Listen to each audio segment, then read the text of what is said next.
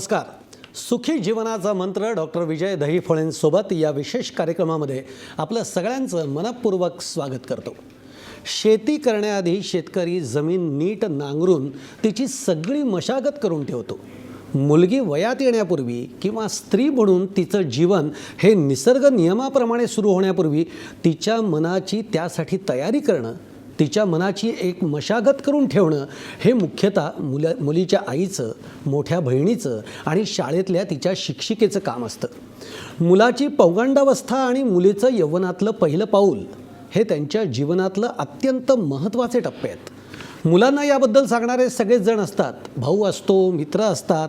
असल्या विषयांवर ते अगदी खुल्या मनाने बोलू शकतात. मुलगी असो किंवा मुलगा, वयात येताना त्याच्यामध्ये अनेक बदल होतात. मग ते बदल शारीरिक असू देत, मानसिक असू देत, वैचारिक असू देत किंवा भावनिकसुद्धा असू देत. या बदलांना समजून घेणं, जाणून घेणं हे खूप महत्त्वाचं आहे. तुमचेसुद्धा देखील या बाबतीमध्ये काही प्रश्न असतील तर अगदी मोकळेपणाने आम्हाला विचारा आणि यासाठी आमचा नंबर आहे 022-611-2400. आपण या सगळ्या प्रश्नांची उत्तरं जाणून घेणार आहोत डॉक्टर विजय दहीफळे यांच्यासोबत. डॉक्टर, तुमचं अगदी मनपूर्वक महाराष्ट्र वनमध्ये स्वागत आहे. नमस्कार. आता थोडक्यामध्ये म्हणजे प्रेक्षक तुमच्यासाठी गॅमकॉन 2017 म्हणजेच घाटकोपर मेडिकल असोसिएशनच्या ॲन्युअल सायंटिफिक कॉन्फरन्समध्ये डॉक्टर विजय दहीफळे हे 50 नंतरचं आयुष्य या विषयावर मार्गदर्शन करणार आहेत. आणि ही कॉन्फरन्स 12 फेब्रुवारीला होती आणि तीसुद्धा मुंबईमध्ये होती आहे. मुद्दामून मी आपल्या प्रेक्षकांना या सगळ्या चर्चेच्या आधी एक सुरुवात केलेली आहे. डॉक्टर, आपण आता चर्चेला सुरुवात करूयात. पण मागच्या शुक्रवारी आपण विषय घेतला होता. गेले 2-3 शुक्रवार आपला विषय असा होता की लैंगिक समस्या ज्या आहेत त्या जन्मतः मुलामध्ये आणि मुलीमध्ये असतात आणि त्या सगळ्या आपण बघितलेल्या आहेत. फक्त मागच्या एपिसोडमध्ये एक जो प्रश्न माझा अनुत्तरित राहिलेला आहे तो मी आधी विचारून पूर्ण करतो आणि मग आपण वयात येताना काय बदल होतात आणि त्याची काळजी काय घेतली पाहिजे या विषयावर जाऊ. नक्कीच. एक जो असा प्रश्न आहे की आपण मुलींमधले जन्मतःच जी मुलगी आहे तिच्यामधले जे काही लैंगिक समस्या आहेत त्या बघितल्या, पण त्या बाह्य अंगातल्या बघितलेल्या आहेत. अंतरंगामध्ये अशा पद्धतीच्या काही लैंगिक समस्या म्हणू किंवा आतमध्ये ज्या काही सगळ्या अंडाशयाच्या हे असतील, गर्भाशयाचे हे असतील, तर त्याच्यामध्ये देखील काही अशा समस्या उद्भवताना आपल्याला दिसतात किंवा काय? हो, आता बरोबर आहे. बऱ्याचदा मी असं जसं गेल्या वेळेस आपण डिस्क्राईब केलं की डबल व्हाजिना आहे, बऱ्याचदा हिमॅटोकॉल्पस आहे, नंतर हायड्रोकॉल्पस आहे. बेसिकली अंतर्भागामध्ये जेव्हा आपण सोनोग्राफी करतो त्यावेळेला ही गोष्ट लक्षात येते, ज्यामध्ये की युट्रसमध्ये, ज्याला आपण गर्भाशय म्हणतो, त्यामध्ये डबल युट्रस असणं, त्याला बायकॉर्नुएट युट्रस म्हणतो, बऱ्याचदा आर्क्युएट युट्रस म्हणतो, सेप्टेड युट्रस म्हणतो, की बऱ्याचदा फॅलोपियन ट्यूबचा डिफेक्ट असतो किंवा एकाच साईडचा कॉर्नू, म्हणजे 2 फॅलोपियन ट्यूब असतात, दोन्ही साईडला अंडाशय असतात, तर एक कॉर्नू म्हणजे एक साईड डेव्हलप झालेली असते आणि एक डेव्हलप झालेली नसते. ही डेव्हलपमेंटल एम्ब्रियॉनिक फेज जी असते त्या फेजमध्ये काही प्रकारचे बदल झाल्यामुळे युनियनमध्ये किंवा सेपरेशनमध्ये त्यामुळे ह्या व्याधी होतात. पण सोनोग्राफी करून, निदान करून, रिकन्स्ट्रक्टिव्ह सर्जरीद्वारे ह्याला एकदम ओके करता येतं. एक सुनील म्हणून आपल्याला पहिलाच फोन आहे ठाण्यावरनं. सुनीलजी, विचारा तुमचा प्रश्न काय आहे? नमस्कार साहेब. हां, नमस्कार. मला दहीफळे साहेबांना एक प्रश्न विचारायचा होता. बोला बोला. माझी मुलगी आता 21 वर्षाची झाली आहे, पण तिची ना अजून बॉडी डेव्हलप नाही झालेली आहे. बरं, ठीक आहे. आलं लक्षात. आज आपला जो विषय आहे आणि त्याच विषयावरचा खरं तर सुनीलजींनी प्रश्न विचारला. मी आता सुरुवातच करतो म्हणजे त्यांचाही प्रश्न उत्तर त्याच्यातनं देता येईल आपल्याला. की वयात येताना खरं तर खूप महत्त्वाचा टप्पा मुलांच्या आणि मुलींच्या दोघांच्या आयुष्यातला हा टप्पा, म्हणजे ह्याच्यामध्ये काय नेमके शारीरिक बदल होत असतात आणि सगळ्यात महत्त्वाचं म्हणजे ते ओळखायचे कसे, ते काय होतंय नेमकं. बरोबर आहे. आता मी सर्व प्रेक्षकांना सांगू इच्छितो या ठिकाणी, आपलं मूल मोठं होताना त्याच्या सगळे माइलस्टोन ज्याला आपण म्हणतो त्या आठवणी आपण त्याला कॅमेरामध्ये कॅच करतो, फोटोग्राफमध्ये कॅच करतो, पण त्याचं मन आपल्याला कॅच करता येत नाही. एका विशिष्ट वयानंतर 8वं वर्ष क्रॉस झालं, तो 8व्या वर्षानंतर ज्यावेळेस 9व्या-10व्या वर्षात जायला लागतो त्यावेळेस कुठले प्राथमिक बदल त्या मुलांच्या बिहेवियरमध्ये दिसतात हे मी तुम्हाला सांगेन. पहिल्यांदा सुरुवात केली तर आपल्या शरीरावर जे आहे, जे अंग आहे, म्हणजे लिंग आणि स्क्रोटम, पहिल्यांदा टेस्टिसची वाढ व्हायला सुरू होते. त्यानंतर मध्ये असलेलं जे स्कोटम त्याची जी पिशवी असते त्याची वाढ होते आणि त्यानंतर मग हळूहळू लिंगाची वाढ व्हायला सुरू होते. हा एक भाग झाला जो की जेनेटलच्या रिलेटेड आहे. बाकी काही आपण सेकंडरी सेक्शुअल कॅरेक्टर्स म्हणतो. फॉर एक्झाम्पल काय, ओठावर लव येणं, त्याला दाढी तयार होणं, तसेच त्याला छातीची डेव्हलपमेंट होणं, थोडीफार डेव्हलपमेंट व्हायला लागते मेलमध्ये पण. बरं. आणि तीच ॲबनॉर्मल झाली, जास्त झाली, त्याला आम्ही गायनेकॉस्टिया म्हणतो, पण त्या विषयावर नंतर जाऊ. पण नॉर्मल डेव्हलपमेंटमध्ये काय होतं, प्युबिक हेअर म्हणजे खालच्या अंगाच्या बाजूला लहान लहान कोळी अशी लांब लांब हेअर यायला सुरू होतात. लव यायला सुरू मी तुम्हाला थोडंसं डिस्टर्ब करतो. विनय म्हणून आपल्याला धुळ्यावरनं फोन आहे. विनयजी विचारा, तुमचा प्रश्न काय आहे? हा नमस्कार सर. हां नमस्कार. माझं वय 39 आहे. पण यानं त्या कारणाने गेल्या 2 वर्षापासून आतून असं थकल्यासारखं होतं आणि कठोरता आणि शिगरपतनाचा त्रास होतो. त्यासाठी काय काळजी घेतली पाहिजे, कसं हा दोष दूर केला पाहिजे? बरं. हा उत्तम क्वेश्चन आहे एकदम, की यांचं वय 39 आहे. आता ॲक्च्युली हा तुमच्या खऱ्या यौवनाचा ॲक्टिव्ह पार्ट आहे, पण तरी ह्या वयामध्ये त्यांना थकावट, कमजोरी आणि शीघ्रपतन ह्या सर्व गोष्टी जाणवतात. या ठिकाणी मी यांना सांगू इच्छितो, सर्वात पहिल्यांदा आपली स्वतःची बॉडी तंदुरुस्त ठेवण्यासाठी सकस आहार, तुमचा व्यायाम ह्या गोष्टी तर झाल्याच, पण काही कारणामुळं जर तुम्हाला त्या ठिकाणी कठोरता येत नसेल, तुम्ही तज्ज्ञांना दाखवा, त्याचं कारण शोधा. हार्मोनल असेल, सायकोजेनिक असेल, न्यूरोजेनिक असेल, वास्कुलोजेनिक असेल, जे काही कारण असेल त्याचं डायग्नोसिस झाल्यानंतर त्याला अतिशय उत्तम प्रकारच्या गोळ्या आहेत. आणि हे शीघ्रपतन हा अतिशय 50%पेक्षा जास्त लोकांना हा प्रॉब्लेम माझ्या प्रॅक्टिसमध्ये अनुभवतो. त्याचं एकमेव कारण मी परत सांगितलेलं, काही कारणामुळं हस्तक्रिया केल्यामुळं ह्या मसल टिश्यू लूज होतात आणि त्या होल्ड करू शकत नाहीत आणि अतिशय लवकर वेळामध्ये त्यांचं विरस्खलन होतं आणि पाहिजे ते त्यांना एन्जॉयमेंट मिळत नाही. तर ह्याला गोळ्या औषधांनी अतिशय चांगला रिझल्ट आहे आणि त्यासोबतच बाकी स्वास्थ्य ठेवणं, व्यायाम हे तर ॲडिशनल गोष्टी आवश्यकच आहे. आपल्याला औरंगाबादवरनं एक फोन आहे, तोही आपण घेऊयात. मीना म्हणून. मीनाजी विचारा, तुमचा प्रश्न काय आहे? Hello sir. हां बोला. हा माझं सरांना सर बोलतायत ना? बोला बोलतोय मी. हा सर, माझा असा प्रश्न आहे की जन्मतात व्यंग असतात का असं विचारायचं. बर. तर त्यांचं म्हणणं आहे की जन्मता व्यंग, जे की आपण त्याच्यावर डिस्कशन ऑलरेडी झालेलं आहे. तर मुलाचं म्हणजे त्यांना जन्मता आपण सांगितलेले आहेत, हायपोस्पिडियस आहे, एपिस्पिडियस आहे, वेगवेगळ्या प्रकारचे हे सर्व ऑपरेशन करून आपण नीट करू शकतो. मी त्यांना सांगेन कुठलंही व्यंग्य किंवा तुम्हाला त्यामध्ये ते लहान आहे का, वाकडेपणा आहे का, काही रुटीनपेक्षा वेगळं आहे का, हे आढळून आलं की तज्ज्ञांना भेटावं, त्यांचं ओपिनियन घ्यावं आणि मगच आपण पुढची पायरी घ्यावी. आपण स्वतःहून डिसिजन घेऊ नये की शेजाऱ्यांनी सांगितलं, मला यांनी सांगितलं की आता मोठं आपोआप नीट होतं. आणि मी बरेचदा असं पाहिलेलं आहे की जे त्या वयात नीट व्हायला पाहिजे, साधं उदाहरण आपण पाहिलं टेस्टिसचं, 22 वर्षाचं होईपर्यंत माझ्याकडे येत नाहीत. जे मला पहिल्या वर्षात ऑपरेशन करायचं असतं, रिझल्ट द्यायचा असतो. किंवा हायपोस्पिडियसला मी बऱ्याचदा हिस्ट्री विचारतो, अरे बाबा 10 वर्ष झाली का थांबले तुम्ही? नाही आमच्या शेजाऱ्याने सांगितलं, आमच्या अरे मी त्याच्यासाठी तर बसलो इथं. इथून पुढं तुम्ही 1 वर्ष झालं, ते बाळ लहान आहे, आम्ही जन्मलेल्या जस्ट 1 दिवसाच्या बाळाची सर्जरी करतो. काही कंडिशन अशा किडनीच्या आहेत की त्याचे दोन्ही पाईप बनलेले नसतात, रस्ता बनलेला नसतो, त्याला थांबता थोडंच येतं आपल्याला. तर काही काळजी न करता आता इतकं तत्वज्ञान वाढलेलं आहे, लहान मुलाला या भूल देता येते, ऑपरेशन करता येते, ती व्याधी एकदम दूर करता येते. अजून एक फोन घेऊयात आपण. जनार्दन म्हणून पुण्यावरनं फोन आहे. जनार्दनजी विचारा, तुमचा प्रश्न काय आहे? हॅलो. हां नमस्कार, बोला. हा सर, माझा प्रश्न असा आहे, मला आता ऑलरेडी 2 मुली आहेत. मला आता एक मुलगी 3.5 वर्षाची आहे. ओके. हा सर. हां विचारा, प्रश्न विचारा. सर माझी मुलगी आता ऑलरेडी 3.5 वर्षाची आहे. एक मुलगी मला 6.5 वर्षाची आहे. मला मुलाची अपेक्षा आहे. पुण्यामध्ये राहतो मी. साधारण माझं वय आहे, माझं 37 वर्ष वय आहे माझं. पण मला मुलाची अपेक्षा आहे. साधारण मला त्यासाठी मला काय म्हणजे संभाव्य प्रयास काय करायला पाहिजे किंवा कशा प्रकारचं काय विषय मला थोडं पण माहिती पाहिजे. सुहास, आता हा विषय आता मी असं सांगेन की ही आता अतिशय सेन्सिटिव्ह महत्वाचा विषय आहे. मी तर पहिल्या वाक्यात सांगेन त्यांना की तुमच्या मुली ह्या मुलाबरोबरच्या लेवलच्या इक्वल आहेत. बरोबर आहे. मी एकच सांगेन सर्वांना, म्हणजे कुठल्याही पालकांनी मला मुलगा पाहिजे का मुलगी पाहिजे, ही देवाची देण आहे, निसर्गाची देण आहे आणि आज लक्षात धरा, तुम्ही स्वतः सुद्धा इथं बसलेले त्या मुलीमुळे आईमुळेच आहेत ना. बरोबर आहे, इथं कशाला बसलो असतो आपण? बरोबर आहे. म्हणजे आपल्याला सगळं पाहिजे, बहीण पाहिजे, भाऊ पाहिजे, पत्नी पाहिजे, आणायचे कुठून?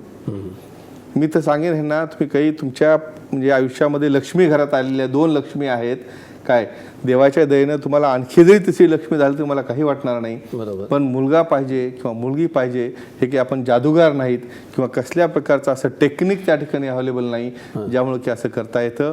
मी खरंच सांगेन, तुम्ही याच्यात समाधानी माना. नक्कीच कुठे तुमचं भविष्य ह्याच्यामध्ये मुलांच्या इक्वल, आज मुलं आणि मुली दोघंही इक्वल आहेत, त्यात काहीही बदल नाही. तुम्ही हॅपीली त्यांना ॲक्सेप्ट करणं, त्यांना डेव्हलप करणं आणि ते मुलापेक्षा किती छान होतील. मी आता तो दंगल मूवी पाहिलाय, मूवी तुम्ही दंगल, त्यामध्ये तर तेच दाखवलेलं आहे की इज वर्थ टू सी. मुलापेक्षा मुलीपेक्षा सध्या काही फरक क्या बात आहे सर, तुम्ही अत्यंत महत्त्वाचं मुलाचं सांगितलेलं आहे. बरं, मगाशी तू जो विषय आपला पूर्ण होत होता की मग हळूवार ते लिंगाच्या भोवती हेअर यायला सुरुवात होते. आता हेअर आल्यानंतर त्यामध्ये काय की कोर्स म्हणजे असे लांब लांब 3 छोटे हेअर यायला सुरू होतात. नंतर हळूहळू ते मांडीच्या साईडला जायला लागतात. काही जणांमध्ये ते वर बेंबीच्या साईडला वर वाढायला सुरू होतात. नंतर हातावर केस येणे, नंतर पायावर येणे, ही प्रक्रिया चालू राहते. नुसतं हेअरच नाही तर स्वेट ग्लँड म्हणजे त्याला स्वादू ग्रंथी म्हणतो आपण, त्यातनं एक प्रकारच्या आपल्या बॉडीला स्मेल येतो, त्याला घाम येणं सुरू होतं, चेहऱ्यावर घाम येतो, चेहरा तेलकट होतो, त्वचा तेलकट होते. अशा वेळेस पालकांनी मुलाला कुठनंही बाहेरून स्कूलमधनं आला, खेळून आला, अगोदर चेहरा धुणे, अगोदर आंघोळ करून घेणे. मी तर सगळ्यांना सांगेन, म्हणजे त्याला काही फार कुठली श्रीमंती किंवा पैसे लागत नाही, 2 वेळा आंघोळ करायचीच. दिवसभर तुम्ही बाहेर फिरलेला असता, ती घाण तुमच्या अंगात घेऊन तुम्ही झोपता, ते पोर्स बंद होऊन तुम्हाला पिंपल्स होतात, साईड इफेक्ट येतात. हे महत्वाची लक्षणं. आणि एक ठोकळ मानून तुम्ही जर मला विचाराल की बाबा मुलाला कसं ओळखावं की आपण आता त्या स्टेजमध्ये चाललेला आहे, तो मुलगा सेपरेट राहायचा प्रयत्न करतो. असं समजा की ज्या वेळेला बरेचदा आई बाबा मुलाला किंवा मुलीला बाथरूममध्ये आंघोळ घालत असतात, ज्यावेळेस तुमचा मुलगा किंवा मुलगी तुम्हाला बाथरूममध्ये यायचं बंद करतो, त्यावेळेस समजायचं तुमचा मुलगा मोठा झाला. एक संजय पवार म्हणून फोन आहे परभणीवरनं. संजयजी विचारा, तुमचा प्रश्न काय आहे? हा सर, मला एक विचारायचं होतं डॉक्टरांना. बोला. सर, माझं वय 40 वर्ष आहे आणि आता माझं ज्यावेळेस मी शारीरिक संबंध ठेवतो त्यावेळेस कमजोरी जाणवते भरपूर अशी, आणि आपण शारीरिक संबंध असतात ते किती वेळेस ठेवायला पाहिजे याविषयी थोडीशी माहिती पाहिजे होती.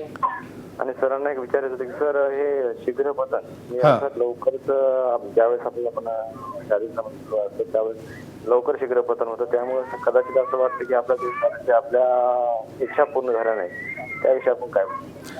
परत त्यांचा प्रश्न हा शीघ्रपतनावर आहे. याच्यावर एक परत आपण असा प्रकाश टाकूया की बरेचदा फार मोठा प्रश्न जेव्हा आपण त्या टॉपिकवर नंतर आपण येणारच आहोत, पण आता यांचं शंका समाधान करूया की जे सिक्रेशन बॉडीमध्ये तयार होतात, स्पर्म तयार होतात, आता त्या अनुषंगानं बोलतो मी. आता हे अडोलसंटमध्ये तुम्ही आल्यानंतर जेव्हा 10, 12, 13 वर्षाचं नॉर्मली तुम्ही एज आल्यानंतर हे बॉडी फ्लुइड तयार होतात, स्पर्म तयार होतात, सिमेन तयार होतं, ते सिक्रेशन आपोआपच नॉर्मल पॅशनमधनं बाहेर जायला लागतं. त्यावेळेस मुलगा फार बिथरून जातो, तेही आपण त्याला सांगावं लागतं. हा एक भाग झाला आपल्या टॉपिकचा. ह्यांच्या प्रश्नाचं उत्तर असं देईन, बऱ्याचदा काय होतं काही हस्तकलेमुळं आणि काही चुकांमुळं काय होतं, अति प्रमाणामध्ये पाहिजे त्यापेक्षा जास्त, पाहिजे ते जास्त प्रमाण केव्हा म्हणावं, रुटीन कामात ते डिस्टर्ब करतं, तुमच्या अभ्यासात डिस्टर्ब करतं, तुमचं लक्ष लागत नाही, तुम्ही अभ्यास करत नाही, तुम्हाला कामात कॉन्सन्ट्रेशन होत नाही. हे डिस्टर्बिंग फॅक्टर हे तुम्हाला मनाच्या संतुलनाने कव्हर करायचे. बरोबर आहे. प्रमाण कमी ठेवायचं त्याचं. आणि जर झालंच असेल तर मागचं पास्ट आपण आज आणू शकत नाही. आमच्याकडे अतिशय चांगल्या प्रकारचे मेडिसिन आहेत जे की त्याच्यावर कंट्रोल करतात, त्या मसल मजबूत करतात. आणि काही किगल्स एक्सरसाइज हे व्यायाम आहेत, आहार आहे, डाएट आहे आणि स्वतःचं संतुलन, ह्या गोष्टींनी एकदम चांगला रिझल्ट त्यांना मिळाला. डॉक्टर, अगदी सुरुवातीला आपल्याला एक सुनीलजींचा फोन आला होता, बरोबर, की ज्याचा त्यांच्या प्रश्नाचं उत्तर अजून आपण थोडंसं द्यायचं आहे. ते म्हणजे त्यांची मुलगी जी आहे ती 13 वर्षाची, पण ज्या प्रमाणामध्ये शारीरिक बदल दिसले पाहिजेत त्या प्रमाणामध्ये ते शारीरिक बदल दिसले नाही. आणि डॉक्टर, आज खरं तर आपण हा सगळा वयात येतानाचा जो काही विषय घेतलेला आहे, आज आपण मुलांच्या मध्ये काय बदल होतात हे बघतो आहोत, पुढे जाऊन आपण मुलींमधले बदल बघणार आहोत. पण तरी सुनीलजींच्या प्रश्नाचं उत्तर देणं खूप महत्त्वाचं आहे. पण आपण इथे एक छोटासा ब्रेक घेऊयात. आपण इथे एक छोटासा ब्रेक घेतोय. कुठेही जाऊ नका, पाहत राहा सुखी जीवनाचा मंत्र.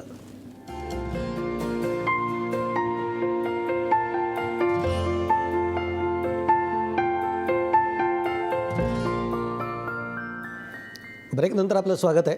पण डॉक्टर, आपण सुरुवात करूयात. गणेश म्हणून आपल्याला विरारवरनं फोन आहे. गणेशजी विचारा, तुमचा प्रश्न काय आहे? नमस्कार सर, हं. मी गणेश बोलते विरारवरून. तर असं आहे की माझं लग्न होऊन आता 2 वर्ष होत आले. बरं. पण या 2 वर्षामध्ये मला वारंवार त्रास होतोय. हां. मी ऐकलं होतं शीघ्रपतन लवकर होतं, पण मला शीघ्रपतन फार उशिरा होतं. मला खूप वेळ लागतो, पण तोपर्यंत मला काही त्रास होत नाही. मी जे बोलतात संभोग व्यवस्थित करू शकतो, बरं. पण शीघ्रपतन मला उशिरा होतं. तर मला हे विचारायचंय की तो काही फॉल्ट आहे का माझ्या शरीरात, किंवा माझ्यामध्ये काही दुसरा प्रॉब्लेम आहे का, तो मला चेक करायचा आहे. बरोबर आहे, बरोबर आहे. आता हे बघा, आपण इतका वेळ सगळे प्रश्न घेत होतो की शीघ्रपतन. शीघ्रपतनाचं. आता ह्याच्यामध्ये वेळ जास्त लागणं, म्हणजे 10% लोकांमध्ये काय होतं की ज्यांना गरज आहे होण्याची, क्रिया संपलेली असते तरी सुद्धा पतन होत नाही, वीर्यस्खलन होत नाही. याच्यामध्ये यांची तपासणी करून हार्मोनल टेस्ट, बऱ्याचदा न्यूरोलॉजिकल काही कॉजेस असतात, जे ब्लॅडर आहे आपली पिशवी, त्या ठिकाणी एक स्पिंक्टर असतं, बरोबर आहे. अशा केसमध्ये ते बऱ्याचदा वीर्यस्खलन पुढं न जाता मागं जातं, रिव्हर्स. बरं. अशा केसमध्ये युरिन टेस्ट करणं, युरिनमध्ये काही वीर्याचा भाग जातो का बाबा, किंवा बऱ्याचदा त्याचं प्रोडक्शन होतं की नाही, बरं. म्हणजे वीर्य तयार होतं ह्या जागेत. त्या टेस्टिस आहे, प्रोस्टेट आहे, व्हेसिकल्स आहेत, समानेल, या सर्वांचा यांचं ट्रान्स रेक्टल अल्ट्रासोनोग्राफी एक टेस्ट आहे. यांचे पूर्ण सेकंडरी जे बाकी ऑर्गन आहेत, प्रोस्टेट आहे, त्यानंतर समानेल व्हेसिकल्स आहेत, त्यांच्या टेस्टिस आहेत, ब्लॅडर आहे, हे सगळं चेक करून त्यांना रिझल्ट देता येईल. आणि काळजी करण्याची गरज नाही, याला मेडिसिननी अतिशय चांगला रिझल्ट आहे आणि त्यांना इच्छित प्रकारे दिलेल्या वेळात त्यांचं वीर्यस्खलन होऊ शकतं. डॉक्टर, मी मगाशीच ब्रेकवर जाण्यापूर्वी तुम्हाला म्हटलं की एक सुनीलजींचा आपल्याला पहिल्यांदा प्रश्न होता की 13 वर्षाची त्यांची मुलगी आहे, पण जे बदल हे 13 वर्षाच्या मनाने दिसले पाहिजेत ते दिसत नाहीये. आता ह्या प्रश्नाचं मी एक्झॅक्ट तुम्हाला उत्तर सांगतो की तुम्ही कधीही समजा जरी 2 बहिणी असल्या किंवा बऱ्याचदा आपल्या शेजारी त्याच वयाची मुलगी असते, त्यांचं कंपॅरिझन करायचं नाही. कारण प्रत्येक मुलगी जर दोघी बहिणी वेगळ्या असू शकतात, तर बाहेरच्या शाळेतल्या इक्वल वयातली मुलगी सेम असणं शक्य आहे का? नाही. तर काही जणांमध्ये हे चेंजेस, तुम्ही जर मला विचाराल की वयात आल्यानंतर मुलीमध्ये बऱ्याचदा काही जणांना जो मासिक पिरियड येतो तो 8व्या वर्षीच चालू होतो, किंवा काही जणांना 16व्या वर्षापर्यंत लांबतो. मग त्यामधल्या पिरियड आपण म्हणावं की ॲबनॉर्मल आहे? नाही, थोडंसं वेट अँड वॉच. काही जणांमध्ये ह्या ग्लँड इस्ट्रोजन म्हणा काही हार्मोन्समुळे कमी डेव्हलप होतात. जर यदा कदाचित ह्या आणखी वय पुढे गेल्यानंतर डेव्हलप झाल्याच नाहीत, हा फार म्हणजे अतिशय स्वतःसाठी सुद्धा त्या मुलीला आणि घरच्या पालकांसाठी सुद्धा फार एम्बरेसिंग म्हणजे अवघड सिच्युएशन असते. पण आता आम्ही ह्या सगळ्या टेस्ट केल्यानंतर जर त्यात वाढ झाली नाही, त्याचं कारण शोधतो. आणि आपण जसं मग पाहिलं की आमच्या डॉक्टर उज्ज्वला ह्या प्लास्टिक सर्जन आहेत, तर आम्ही प्लास्टिक सर्जरीद्वारे त्याचं ऑगमेंटेशन म्हणजे सिलिकॉन इम्प्लांट जे आहेत, जसे पेनाइल इम्प्लांट असतात तसे ब्रेस्ट इम्प्लांट आहेत, ते इम्प्लांट टाकून आपल्याला व्यवस्थित शेप देता येतो. आणि सगळ्यांना त्याचा महत्त्वाचा प्रश्न असतो की बाबा हे इम्प्लांट टाकण्यात नैसर्गिकरित्या गोष्टी होतील का? बाबा त्यांनी समजा नंतर प्रेग्नन्सी राहिली तर दूध पिता येईल का बाळाला? त्याच्यानंतर मग पुन्हा काही कॅन्सर वगैरे होतो का? हे असं काही होत नाही. त्यामुळे मी ह्यांना एकच सांगेन, एकदा ह्यांचं चेकअप करून घ्या, हार्मोनल चेकअप करूया, फार काही काळजी करू नका, आणखी वेळ आहे. 15-16व्या वर्षापर्यंत हे बदल होत राहतात, त्यात त्यांची वाढ होऊन जाईल. नाहीच झाली त्याच्या अतिशय काळजी करू नका, रिझल्ट चांगला येतो ट्रीटमेंटद्वारे. डॉक्टर, मगाशी तुम्ही बोलताना म्हणलात की जेव्हा मुलगा म्हणतो आईला की आता तू आंघोळ घालू नको, मी माझी करतो, तेव्हा समजायचं की तो आता वयात यायला लागलेला आहे. पण तसंच बोलताना तुम्ही एक वाक्य असंही म्हटलात की तो मुलगा एकटा राहण्याचा प्रयत्न करतो. पण डॉक्टर, याच्याने होतं काय? म्हणजे खरं तर पालकांना पण हे कळत नाही की तो एकटा का राहतोय. उलट मग पालक चिडचिड करायला लागतात की अरे हा काय सारखा आमच्यात राहत नाही, आपण सगळे एकत्र गप्पा मारतो आणि हा कायम एकटा निघून जातो. काय समजायचं? ही म्हणजे नेमकं ही कृती काय घडते त्याची? आता हा अतिशय महत्त्वाचा प्रश्न विचारायचा असतो. आता असं आहे की आपल्याला काय वाटतं, हळूहळू आता आपण पालक मॅच्युअर झालेला असतो, सगळ्यांना सोबत बसावं, गप्पा माराव्या, समोर पाहावं. पण काय होतं, ह्या वयामध्ये जे बदल होतात त्या बदलामुळं, हार्मोन्स चेंज झाल्यामुळं ह्या बॉडीचे एकदम त्याला कुतूहल असतं ह्या गोष्टीवर येतात. तो इंट्रॉस्पेक्शन करत असतो, स्वतःचं इन्स्पेक्शन करत असतो, तर त्यामुळं तो बाजूला जातो. फार काळजी करायची गरज नाही. बऱ्याचदा पालकांना नको त्या शंका यायला लागतात किंवा मुलगा अभ्यास करून बाकीचं काही करतो का? तसं अजिबात नसतं. तुम्ही मुलाशी मैत्री करा, त्याला सांगा, त्याला समजून घ्या.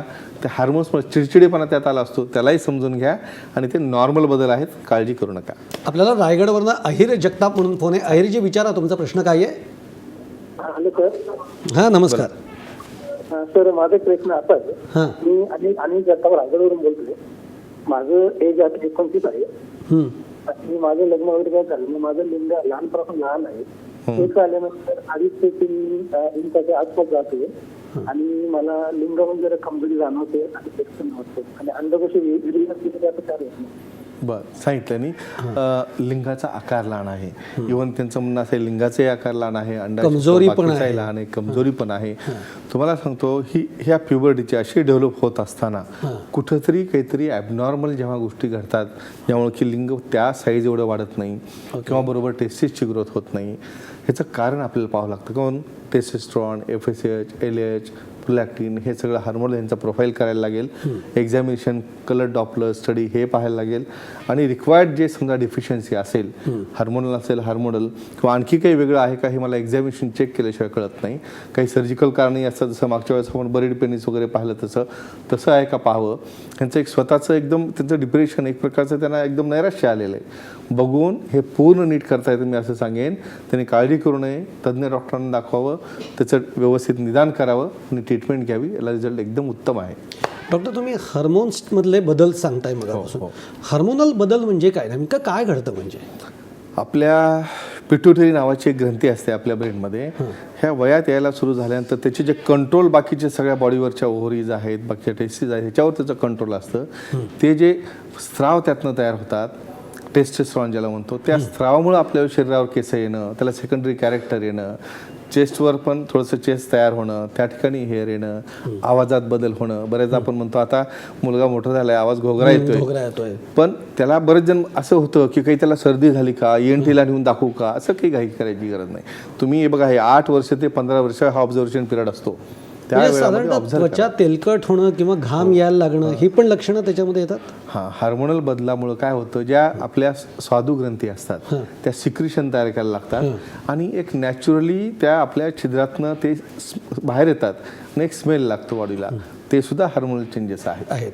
बापूसाहेब देशपांडे म्हणून आपल्याला सोलापूरवरनं फोन आहे. बापूसाहेब विचारा, तुमचा प्रश्न काय आहे? हॅलो. हां बोला. हॅलो. एवढा वय 87 सेक्स अपील होतं, करायला काय हरकत नाही ना? काय परत एकदा प्रश्न विचारा तुमचा.